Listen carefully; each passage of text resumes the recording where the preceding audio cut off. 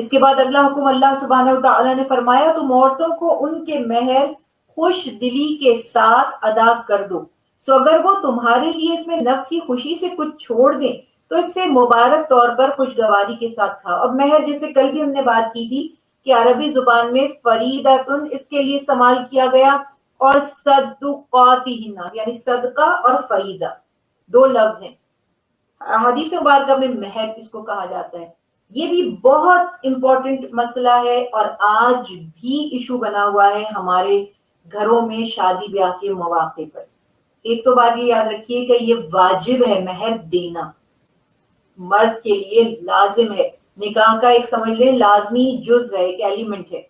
دوسری بات یہ کہ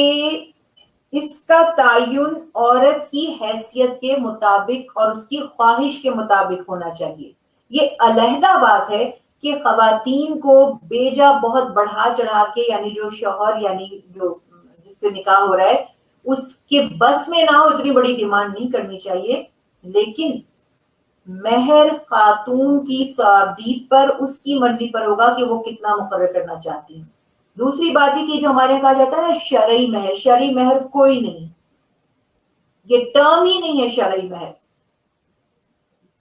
یہ ایک ہمارے یہاں بہت بڑی غلط فہمی ہے کہ جی شرعی مہر وہ اللہ کے حبیب حضرت محمد مصطفیٰ صلی اللہ علیہ وسلم کے زمانے میں آپ کی ازواج کا 500 درہم بھی مہر تھا اور 400 درہم بھی تھا، اور آپ صلی اللہ علیہ وسلم کی حیات مبارکہ میں ایسا بھی ہوا کہ کچھ چند صحابہ کرام کے واقعات لکھے گئے کہ اگر انہوں نے نکاح کا ارادہ ظاہر کیا اور ان کے پاس مہر میں دینے کے لیے کچھ بھی نہیں تھا تو اللہ کے حبیب نے ان کے لیے فرمایا کہ آپ صرف چند قرآن کی جو صورتیں یاد ہیں وہ سنا دیں، سکھا دیں۔ حضرت انس کی والدہ کا بھی یہ حوالہ دیا جاتا ہے کہ ان کا بھی مہر تھا کہ قرآن انہوں نے سیکھا اپنے شوہر حضرت ابو طلحہ سے۔ تو یہ خیال رکھنا ہے کہ ایسا بھی ہوا، لیکن جنرلی مہر شرعی کچھ بھی نہیں ہے۔ مزے کی بات دیکھیے کہ پوری کی پوری شادی ہماری غیر شرعی طریقے سے ہوتی ہے، لیکن جب مہر کا معاملہ آتا ہے تو ہم پوری شادی میں صرف ایک چیز شرعی ہوتی ہے اور وہ ہوتا ہے مہر، جبکہ وہ ہے ہی نہیں کچھ کہ نہیں جی یہ اتنا ہوگا اور وہ اتنا کیلکولیٹ کر کے تھوڑا سا ایک اماؤنٹ اس کو، یہ حجت بازی ہے ساری، یہ سب لوپ ہولز ہیں، بدنیتی اس سے ہماری ظاہر ہوتی ہے جو ہمیں پتہ بھی نہیں چلتا۔ تو خیال یہ رکھنا ہے کہ ایک تو یہ کہ مہر شرعی کچھ بھی نہیں ہے، جو مرد کی حیثیت کو پیش نظر رکھتے ہوئے خاتون جو ڈیمانڈ کر دیں، جس چیز پر وہ راضی ہو جائے، یعنی دیکھا جائے تو دونوں کی میوچل انڈرسٹینڈنگ ضروری ہے۔ اس میں پراپرٹی بھی ہو سکتی ہے، اس میں مال مویشی بھی ہو سکتے ہیں، یعنی کوئی ویلیوبل ایسٹس بھی ہو سکتے ہیں، اور زیور بھی ہو سکتا ہے، اور کیش کی صورت میں بھی ہو سکتا ہے، کوئی بھی ایسی چیز جو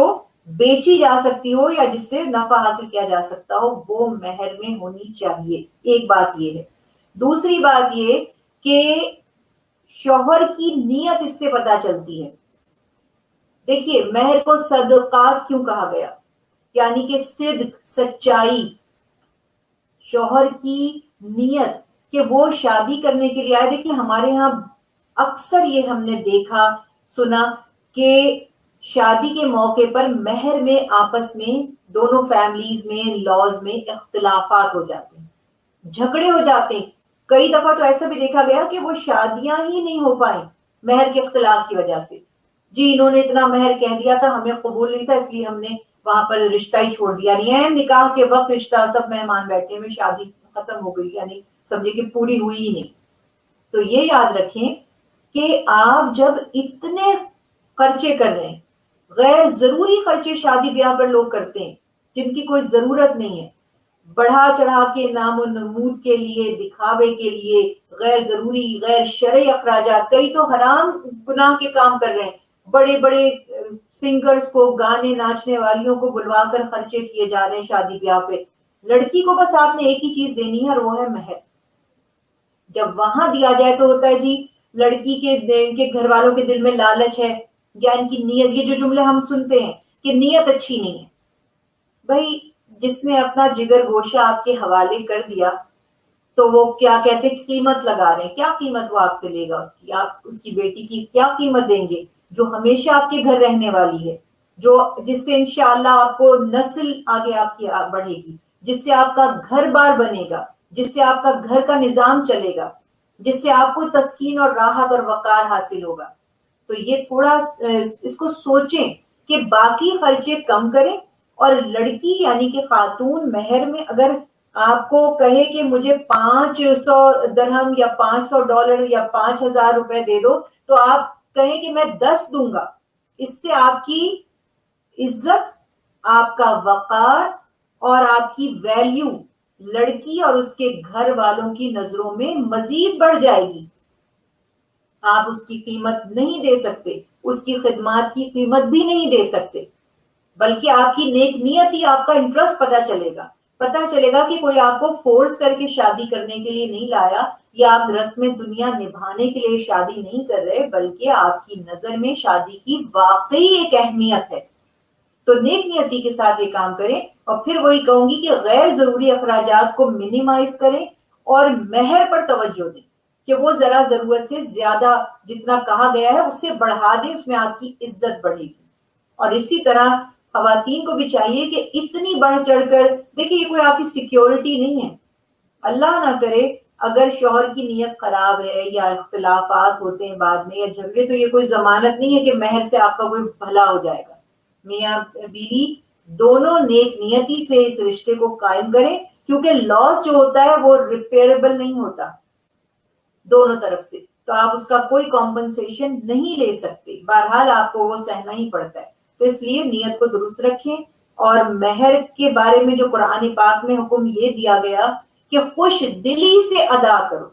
اسے ٹیکس نہ سمجھیں، اسے بھتہ نہ سمجھیں، اسے عورت کی قیمت نہ سمجھیں۔ کتنا خرچہ ماں باپ بھی بیٹی کی شادی پہ کرتے ہیں، جہیز پر کتنا خرچہ کرتے ہیں۔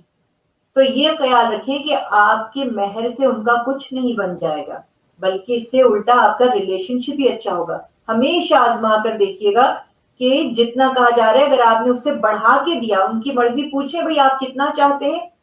اور اس سے بڑھا کر دے دیں، تو ان کے دل میں آپ کی عزت اور قدر بڑھے گی۔ اور پھر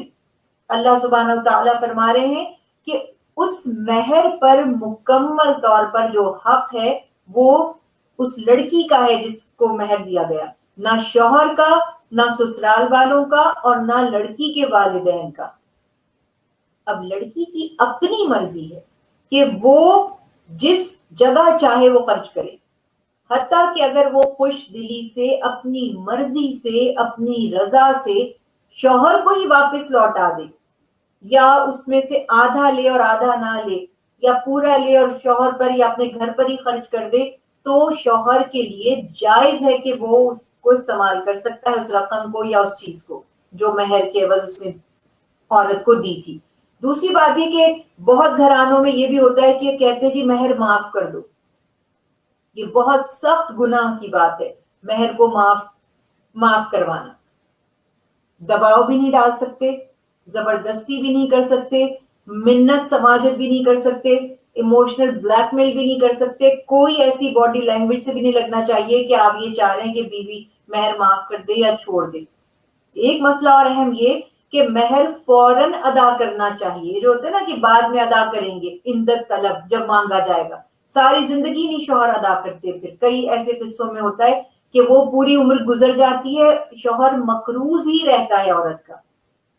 اسی وقت وہ مہر اسے ادا کیا جائے۔ یہ الگ بات ہے کہ وہ کہہ دیتے جی اسی وقت مہر ادا کرنے والا ہے یا معجل ہے، بعد میں دینے والا ہے۔ دو طرح کی مہر کی بھی بعض لوگوں نے یہ بتا دیا قسمیں، کہ ایک فوری طور پر نکاح کے وقت ادا کیا جائے، اور ایک عمر بھر میں کبھی بھی جب طلب کیا جائے تو ادا کیا جائے۔ تو اکثر گھرانوں میں ایسا ہوتا ہے کہ وہ ساری زندگی مہر نہیں دیتے، جب شوہر مر جاتا ہے تو پھر اس کو کہتے ہیں بھائی تمہارے ذمے اس کا مہر تھا، وہ اس کو معاف کر دو۔ کچھ لوگ اس کے پراپرٹی میں سے مہر الگ نکالتے ہیں۔ بہرحال یہ سب معاملات کو ہمیں درست رکھنا چاہیے۔ نیت اگر درست ہوگی، کہتے ہیں نا اگر آغاز اچھا ہوگا تو انجام بھی اچھا ہوگا۔